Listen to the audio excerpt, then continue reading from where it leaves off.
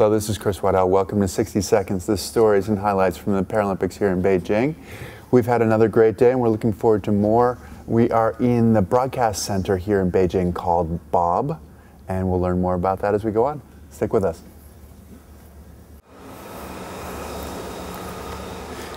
Hello, good morning. Good morning. I'm here with Johannes X. Arcos, who is in charge of all of the impressive stuff around here. What's going on here? Can you tell us? Yeah, we're now in the heart actually of the operation of broadcasting. This is what we call the CDT. Stands for contribution, distribution, transmission. So it's practically the master control of the games. It's where all productions, all feeds as we call them, from all the different venues arrive, and where we distribute them in all the rights holding broadcasters. We're right in the center of the International Broadcast Center of Beijing. This is by far the largest operation ever in terms of broadcasting. It was set up for the Olympics, and now we're using it, of course, for the Paralympics. During the Olympic Games, this center was practically the largest operating broadcast master control in the world. Are there any challenges that you see on the broadcast side covering the Paralympics that you wouldn't have in the Olympics? I mean, you have different athletes, you have different ways of approaching the sport in some ways. Does that force you to approach different camera angles, different things like that? Of course it does, but I want to tell you that in some cases this is also the case with the Olympic Games. This is the interesting thing with the Olympics and the Paralympics from a broadcast point of view. You're always looking into ways of doing things slightly different, to be more innovative. I don't know. It's specifically in the Olympic Games and the Paralympic Games that as a broadcaster you feel compelled to think differently, to think outside of the box, to develop new things. And I believe also to a certain extent viewers and spectators also expect that in pretty much the same way as they expect to be astonished by the achievements of the athletes. They also expect that television may do something new or something different. So yes, always we're looking into ways of doing things differently. Yes, Paralympic Games do impose certain different specifications, and this is what we studied during the planning period. Planning for the coverage of the Paralympic Games also takes almost a year and a half. Here, especially in Beijing, we had the luxury to plan for the broadcasting for more than a year and a half. In Athens, we didn't have so much time. But here, it did make a difference that we had all the time to study the sports better and to plan our production better.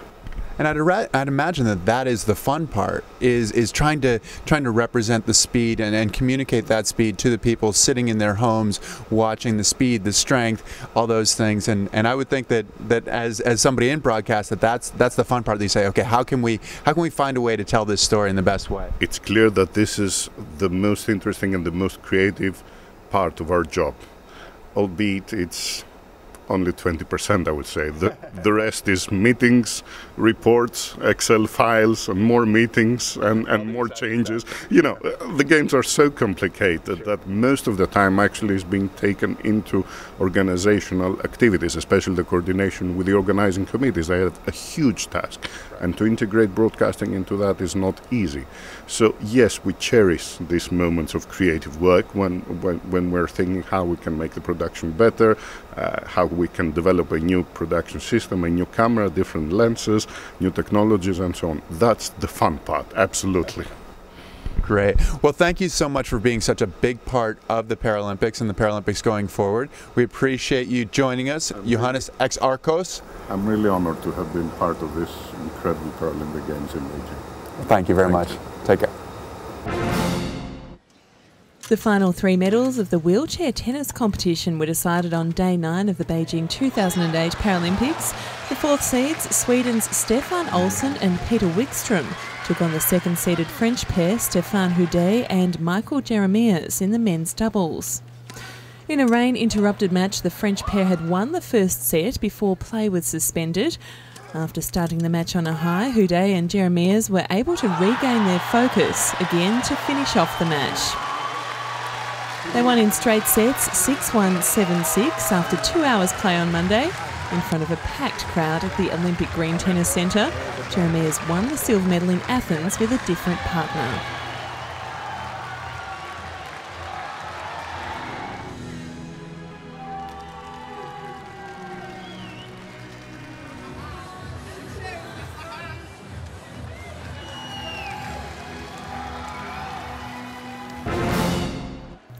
An epic bronze medal match between Egypt and Russia in men's sitting volleyball was drawn out to 5 sets at the CAU Gymnasium. Egypt, the defending bronze medalists, lost the first set in a close-fought encounter but went on to take the second.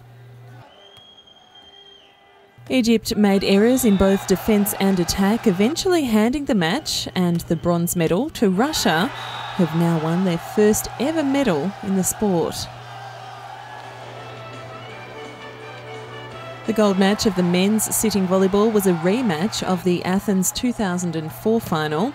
World number 1 Bosnia and Herzegovina were pitted against Iran, who had to settle for silver in 2004 after previously dominating Paralympic competition for 12 years. After a tight first set, Iran ended up thrashing the defending champions, finishing the tournament without dropping a set. To wheelchair fencing, China tasted golden success on a brilliant day for the host nation.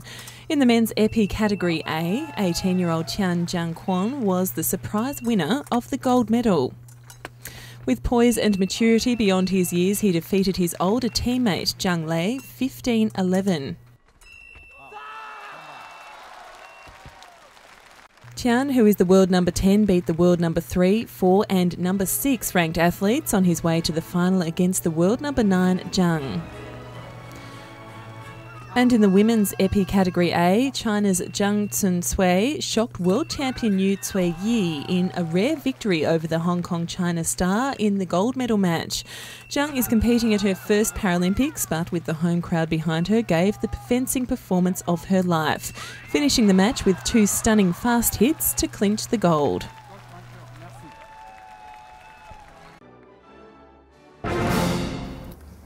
Thanks again for joining us for another 60 seconds, the stories and the highlights from the Beijing Paralympics. The games aren't over yet. We're approaching the final event, so stick with us on Paralympic Sport TV.